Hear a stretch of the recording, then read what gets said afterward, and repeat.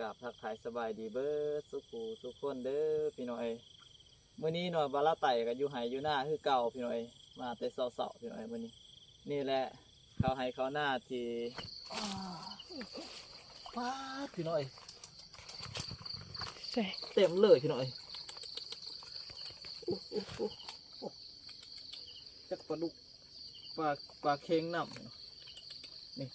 จนหล่นพี่น้อยนี่บ่เสือบ่พี่น้องนี่ใช่เสียดาย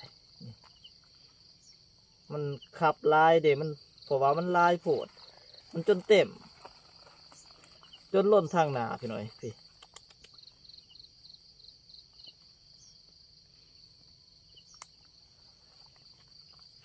นี่แหละแล้วก็โตไซมองเน่พี่หน่อยผมรวมกัน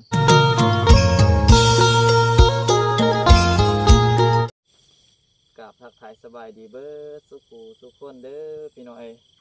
มื้อนี้หน่อยบาลาไต่กับอยู่ไห้อยู่หน้าคือเก่าพี่หน่อยมาแต่เสาๆพี่หน่อยมื้อนี้นี่แหละเขาให้เขาหน้าที่ยังบ่ทันสุกพี่หน่อยตอนนี้กำลังกลมพี่หน่อยก็เริ่มสีเหลืองแล้วทางส้มไปย่างหาให้พี่หน่อยอันนี้จะเป็นข้าวเจ้ามะลิทางส้มไป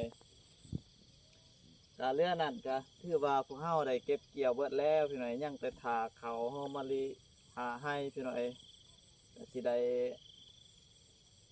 เก็บเกี่ยวให้มันสำเร็จอะไรพี่น้อยแต่ละมือแต่ละวันกะหน่อยบาลาไต่กับบ่ได้พักได้พรเนาะพี่น้อยก็ซอยอ่าวซอ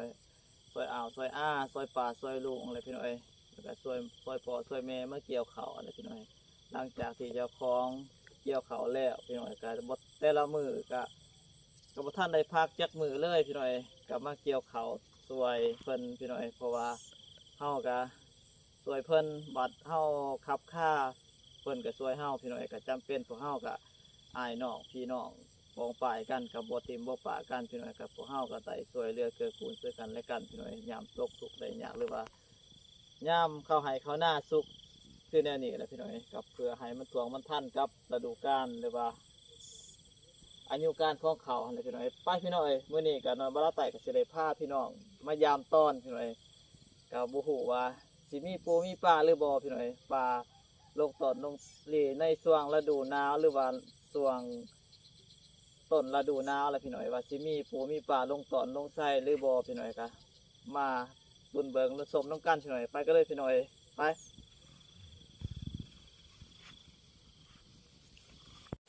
นี่แหละพี่น้อยเส้นทางที่พวกเขาจะได้พยายามต่อพุ่นแหละอยู่ทางพุ่นพี่น้อยปลายหน้าหรือว่าอยู่หวยปลายหน้าทำส้มไว้ลุ่นเบิงทำส้มไว้ช่วงนี้ก็ฤดูหนาว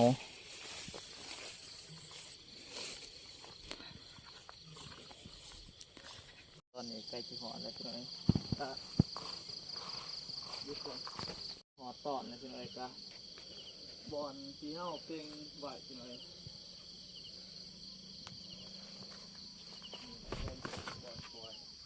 อย่าผ่าเตะอย่าผ่าเตะ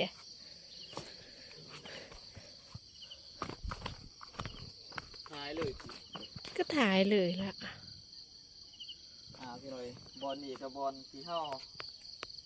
วางใส่หรือว่าใส่พี่น้อยนี่แหละมาลุ่นเบิงพี่น้อยป้าพี่น้อยใช่เต็มเลยพี่น้อยอย่าผ่าได้นี่พี่น้อยเต็มเลยพี่น้อยบุคิดบุพันว่าสิมานปานนี่พี่น้อยจักปลาดุกปลาเค็งน้ำนี่จนหล่นพี่น้อยนี่บ่เสือบ่พี่น้องนี่ใช่ เห็นบ่พี่น้อยพี่ปลาดุกหรือว่าปลาเค็งครับไปเค็งปลาเค็งเยอะพี่น้อยเต็มเลยทางในนี่นะจะแมนอันนั้นพี่น้อยปลาดุกพี่น้อยที่เอาใส่กระสอบพี่น้อยอันนี้ก็เป็นป้าที่น้อยบาลาไต่ได้ยามมองพี่น้อยใส่มองอยู่หน้าตอนนี่แหละพี่น้อยพี่ก็ได้ไล่เติบพี่น้อยน่าจะประมาณเกือบ2 โลจากปลาดุกแน่ปลาเข่งแน่พี่น้อยในนี่ก็น่าจะมีเพื่อนกับปลาดุกพี่น้อย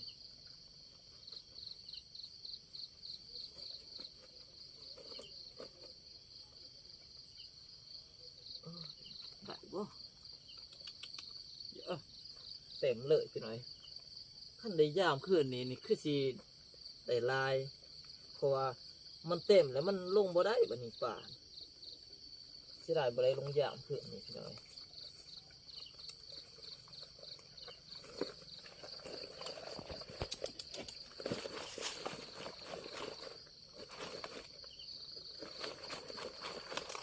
โอ้ลายขนาดยังบ่ลงพี่น้อย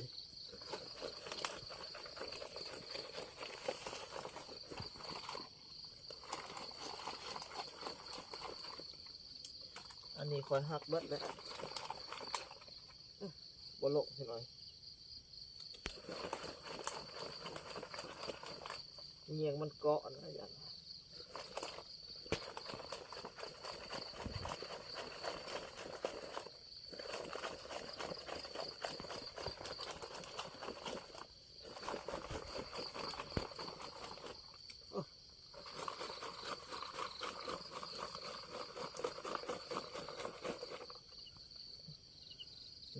นี่พี่น้อยปลาดุกแหละ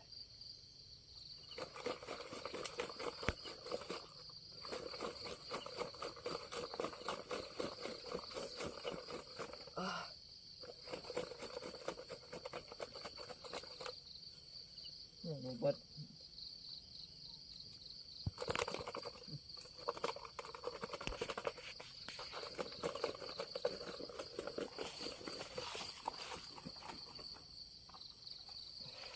น่าจะหมดเลยพี่น้อย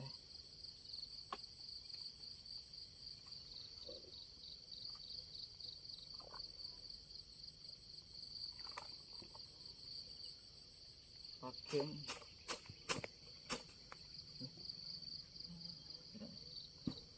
ถือว่าได้ร้ายเติมได้พี่น้อยใส่อันนี้ก้อนพี่น้อยแล้วก็สิได้ให้พี่น้องเล็บมาเบิ่งบ่ได้ร้ายได้หน่อยซ้ำได้พี่น้อย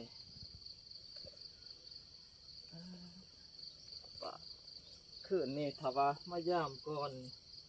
เอาออกตัวมันเต็มมันจะถืออีกแต่มันจะถือมันจักมันลงไปกว่าคำหรือบ่นี่พี่น้อยมาเบิ่งน้ำกัดตายเบิดพี่น้อยสินี่ปลาเค็งปลาดุกพี่น้อย นี่คือบ่ได้ นี่เห็นไหมตายแน่เนี่ยโอ้ยเสียดายนี่มันขับลายเดี๋ยวมันเพราะว่ามันลายโผดมันจนเต็มจนล้นทางหนาพี่หน่อยพี่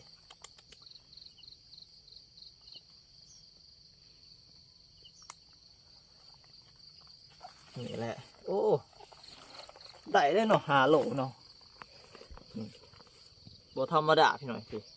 ถือว่ามานพี่หน่อยได้เต็มไส้เนื้อหันพี่หน่อยแล้วก็โตไส้หมองเน่พี่หน่อยรวมๆกันนี่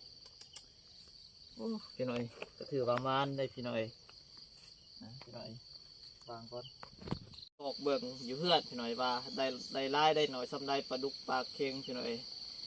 นี่แหละได้นี่มาลุ้นเบิ่งพี่หน่อยว่าสิได้จักโตพี่หน่อยไปเมื่อเพื่อนเมื่อเปิดเบิ่งอยู่เพื่อนอยู่เที่ยงหน้าว่า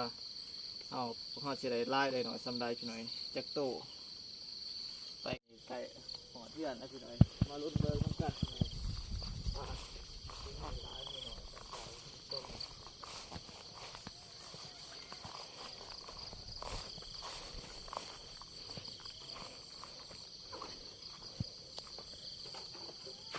ไอ้ทอกใส่กระสอบปลาบ่เลือกเบิ่งพี่น้องใต้เบิดเสียดายหยาดปลาดุกมัน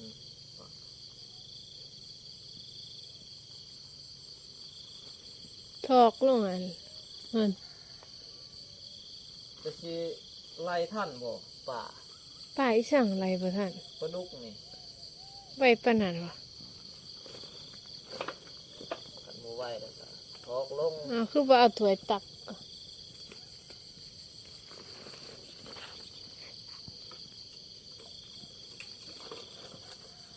มาเบิ่งในอันนี้เอาก็ได้ตอกลงในนี่แล้วก็เหลือเอาในนี่มันหยาบลายนี่จอยตอกลงในนี่ดีกว่านี่เรียบร้อย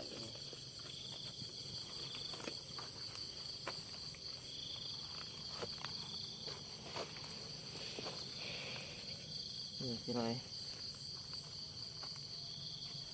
ปลาดุกปลาเค็งปลาขอ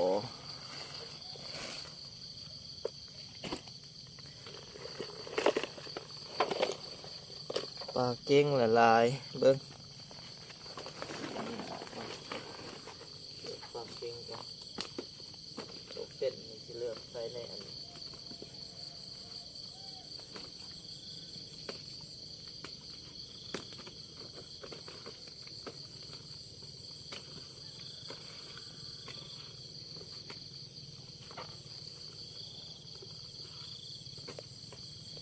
วางเนาะ ปลาดุกพี่น้อยว่าถือแจ็คโตดตัวหนึ่งพี่น้อย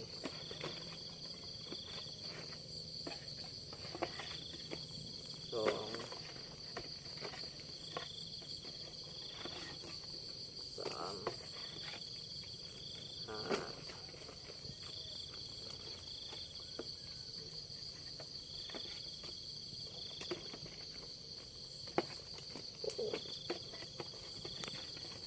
เจ็ด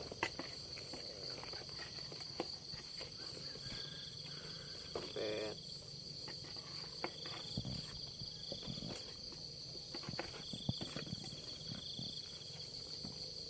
เก้าสิบ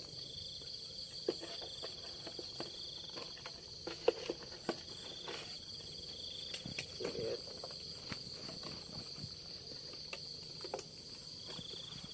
สองสามสี่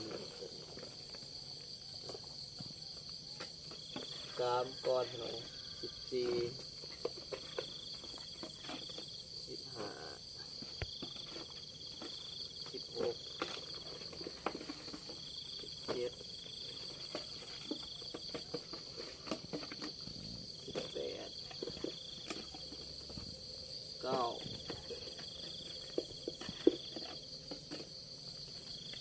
3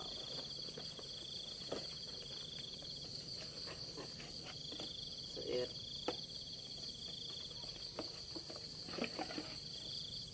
อันนี้ปลาคอน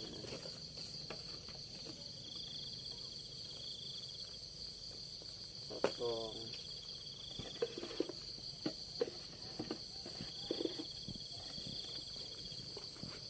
สามสี่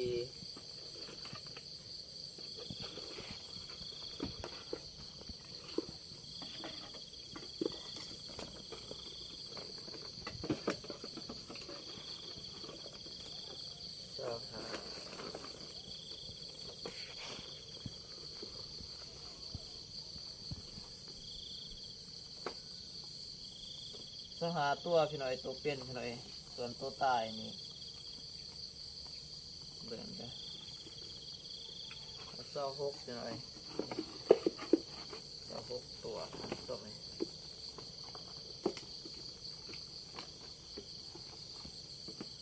อันนี้สิได้มาค้างไว้พี่หน่อย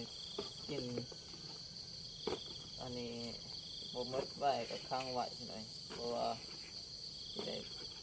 ค้างไว้กินป้าไว้กินในยามบ่มีอะไรพี่หน่อยส่วนตัวใต้อีกพี่หน่อยได้26พี่หน่อยตัวเป็นนี่26 27 28 29 30 31 32 33 34ตัว35พี่หน่อยรวมกา35ตัวพี่หน่อยปลาดุกตายกับเก่าตัวพี่หน่อยพี่หน่อยประมาณนี้พี่หน่อยหากินหาอยากกับง่ายๆพี่หน่อยอยู่ไห้อยู่หน้าคือแนวนี้พี่หน่อยกับพอได้อยู่ได้กินพี่หน่อยใส่เบ็ดใส่มองใส่ตอนใส่ไส้พี่หน่อยตามหวยตามห้องก็เพราะว่าได้กินได้อยากพี่หน่อยพี่หน่อยสำหรับคลิปนี้กับประมาณนี้พี่หน่อยสำหรับคลิปหน้าครับพบกันไหมพี่หน่อย โอ้ยใส่ก่อนเบิร์ดสุขูสุขคนพี่น้อยจงมีสุขภาพเข้มแข็งแข็งแรงเบิร์ดสุขูสุขคนพี่น้อยสำหรับคลิปนี้สบายดีพี่น้อง